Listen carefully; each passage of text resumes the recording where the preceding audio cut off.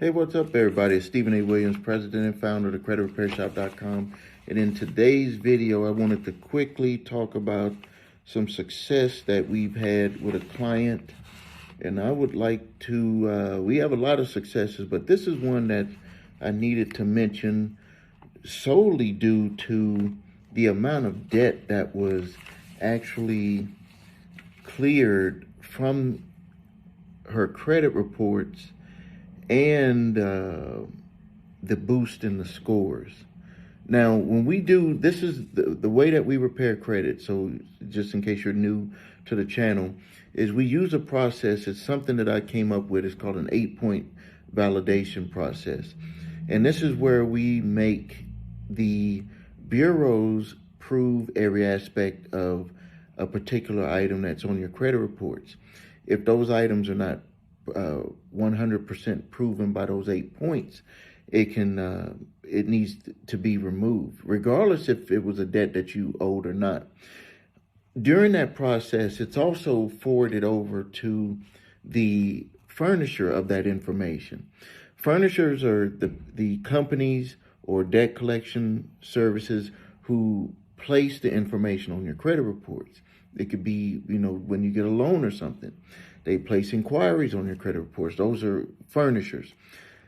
So what we do with my company is we go from one end where we hit the bureaus with the information that we believe from the consultations with our clients on what needs to be challenged and disputed and validated. And then on the other end, we go and we hit from the other end to the furnishers. And if you know anything about credit repair, the furnishers have to get the information to even, if it makes it through that process, they have to get it, and they have to make sure that all of those points in our 8-point validation process is checked, or they're going to have to remove it. This is stuff that's required by any furnisher or any creditor or any debt collector.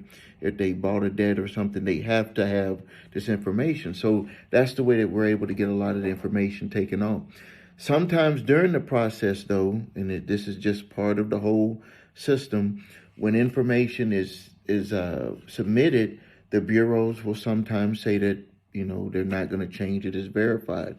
That's just part of the back and forth. It's just like if you're doing anything, sometimes it's going to take a little bit more to get things done. Well, this client, I'm happy to say, at this point, I'm not going to show their name, but this is the scores. We got a 748, we got a 707, and a 634. The reason for the 634 is there's some information on there that still needs to be worked on. But even with the 634, she has a 45-point increase. On the Equifax, we have a 106-point increase. And on the TransUnion, you have a 13-point increase, which was more than 100 points from earlier on that one. So what we have here is the results. And so she had over 32 deleted items off of her credit reports. And to this date, I think she only had a few items that were left on there. But the big part of this that I want to talk about is the overall amount of debt that has been cleared from furnishers and off of the credit reports. It was over $189,000. This is one of our highest. I had another one from a business customer that was over 200. I think it was like $240,000.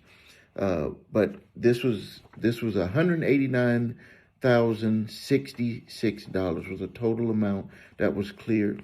We have accounts that were $4,200 from credit card, Target credit card, Wells Fargo, over $16,000, Bank of America, over $12,000, American Express, $10,000, JP Morgan Chase, $11,000 and $10,000.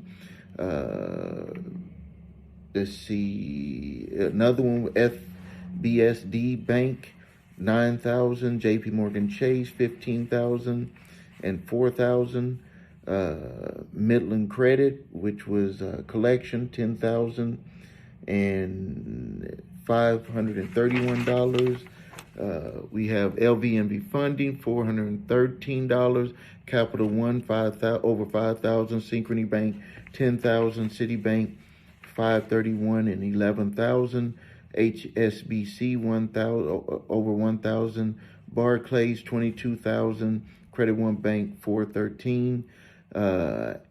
Energy account, which was cheap, only 46. SBNC, 5,000. University, this was student loan debt, 2,800. Portfolio recovery, 1,000. And Merit Bank, 3,600. Nordstrom, 17,200. And some other retail debt. So all of this information is off of the report, like cleared off. Only a few things are still on the the Experian report. Only a few things on the Experian report. And so now I want to go ahead and answer this question here, because some people are like thinking, okay, Steve, it's all, what are you doing? Are you just trying to have people just run away from paying their obligations? And it's not about running away from paying your obligations. When you have accounts that go bad and it's charged off, there is a process that is in place legally. The first part of that process, when an account is charged off, all creditors have to do this. They have to write those accounts off to get them off of the open books, because they don't want to be lying to their investors saying, hey, we have all of these accounts that are available, and investors are saying, well, all of these should be having payments. They want to let them know that these are non-performing accounts, because at a later date, they're going to determine what they're going to do with those non-performing accounts. And some banks, I'm starting to see this more. You see it with American Express, you see it with Discover. What they're doing is they're got their own collection agencies, and they're going out there trying to collect. I'm starting to see it from some of the other banks also, that they're like, hey, if they're buying the debt and they're going after people for it, why don't we just keep it and try to do it? But I can tell you that there's a problem with that. And the reason why a lot of them don't do it, but they try to get sneaky to do it, is that they will, most states do not allow the lender, the lending companies, to also be in the debt collection business. I know in my state of Wisconsin, they don't allow a business that is in the business of lending, banking, that type of stuff, to actually be in the debt collection business. You have to actually set up a whole nother company and register as a debt collector. So if you ever have a company that's your company, that after they've charged off the debt and they gave you a phone call and they said, you know, we would like to have you pay this debt, you could, if you wanted to, or you could, see what they're offering. But you could technically, we're talking about technicalities, so if you're struggling financially, maybe the technicalities is going to be your way, is that you can say, well, please send me your debt, the number for you to allow your certification, or it might be a license number that allows you to collect debt in our state. And then once you get that information, sorry about that, I got some calls coming in. Once you get that information, then you can kind of determine on which way you want to go. If they legally called you about that debt, because they're not a legal debt collector in your state, you can write them a letter simply and say that, that they're not supposed to be calling you about that debt after it's been charged off. This is really the way that the whole law is set up. So when they charge off the debt, they have to do that within 3 to 6 months, depending on what type of debt it is. They charge it off, then they wait for a later date to see what they're going to do. Some of the times they might hire a debt collection company to come after you for that debt, or they might just package it all up and sell it to a debt collection portfolio buyer.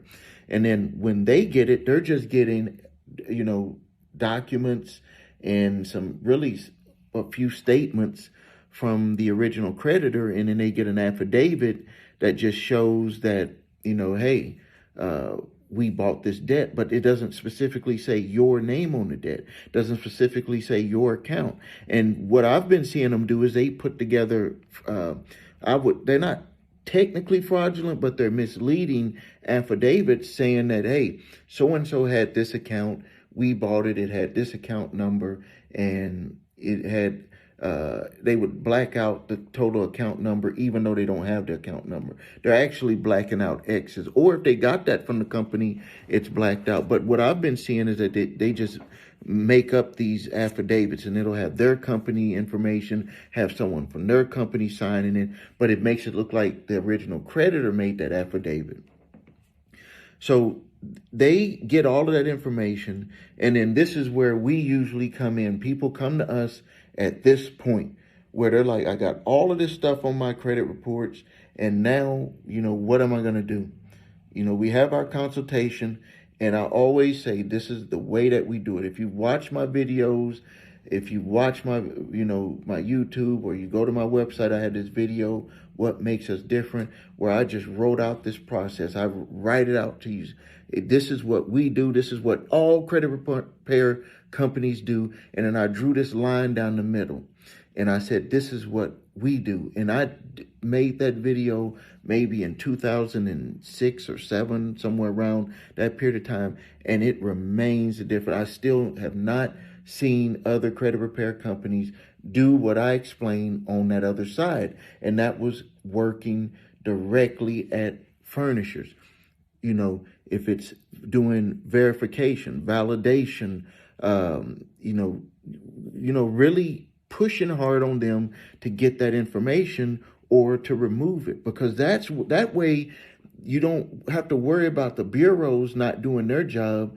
You have it coming from the other end. And daily we have, literally hundreds of letters that go out to furnishers. Doing it to the furnishers is like you're going straight at the source. And when you go to the source, you can make them make certain determinations on what they're going to do about a debt. If it's still with the original creditor, okay, what are you going to do about it? Maybe they might send a letter to the client and say, what is your situation? So we can determine what we want to do. They might do what happened with one of my clients. I got it on my website. He owed $36,000 to Chase, to Capital One. No, to Chase. It's on my website. He owed $36,000. We had did this process. They sent the letter. We let them know his financial situation, and they forgave the entire debt, all $36,000. Go to my website. I put the 1099 cancellation of debt statement on there. You never know what can happen, but you got to have the processes in place, and that's what we do for our clients. So when the furnishers get that information, they're going to look, they're going to evaluate what is going on with what we're doing. What are we going to do with this? What is their situation? Is it going out in a batch for sale? Are we going to try to work with this person? What are we going to do? Because they're asking me, they're asking us specifically. They're not waiting on what moves we're going to make. They're actually being aggressive and saying, hey, what are you going to do about this debt that I owe you? What are your plans for it? And you might be saying that they would simply come back and say, well, pay the debt. Did you know that some companies, when they charge off a debt, that they cannot even take a payment from you? We've had clients that said, hey, I called them and they said they can't even take a payment. And that's because it could be either in transition where it's moving to a portfolio to be sold, or it's already been sold and you just haven't been notified. As a matter of fact, one of the summons responses that I responded to, the debt was actually sold to the debt collection company more than 2 years ago. More than 2 years ago. So it took 2 years after they purchased it to finally catch up. And the debt, this is the debt collector, to finally say what they're going to do. So you could have that stuff sitting on your credit reports, and there's no, you're like, well, what's going on? And then they write your letter saying, we don't maintain the account anymore. Well, okay, if you don't maintain the account anymore, let's talk about what we're going to do about the way that you have the information on my credit reports. Because were you paid for the account? If you were paid for the account and you accepted less for the account, what are we going to do about that? That's why we push to get those removed. These are little technicalities that we use to get things removed off of people's credit reports the legal way, not doing ID theft type stuff, not doing credit sweeps, those types of things. We're talking about doing it the right way, the process. And it does take time. Sometimes it can be quicker for some people. Sometimes it can take longer. But I guarantee you, if you give us the time, it's going to work out. If you give us the time, it's going to work out. We got to figure out what your line of creditors are going to do. And even if some of the accounts that I just named off right here, you probably have accounts with some of these companies and they didn't make the same decision process with you, because a lot of the stuff is individualized. It's like, what are we going to do about this specific person? They're not saying, what are we going to do about all of these people's accounts, when you don't have all of these people's accounts hitting you with what the credit repair shop is doing. So with this individual here, with her $189,066 worth of debt that is cleared. The difference between what was done with her and what probably you're experiencing with other companies or with yourself is that the proper validation process to the furnishers was different. And you don't always have this same type of outcome when you do furnishers. Sometimes furnishers will move to want to settle. Sometimes furnishers will move to do a 1099-C cancellation of debt.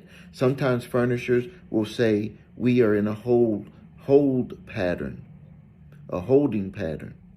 So we don't know that. So always be aware that it's a process, and I wish that I could say a guaranteed time frame of outcome, but I can say that there's going to be a guaranteed outcome that you're in a better place than you would be when you started. If it's going to be from debt cancellation, if it's going to be from settlement, if it's going to be from just where they just remove it and they don't even send a cancellation of debt sheet. All right, I'm going to end the video here. Please like this video. We need to get those numbers up. I want to push to get to 50,000 subscribers.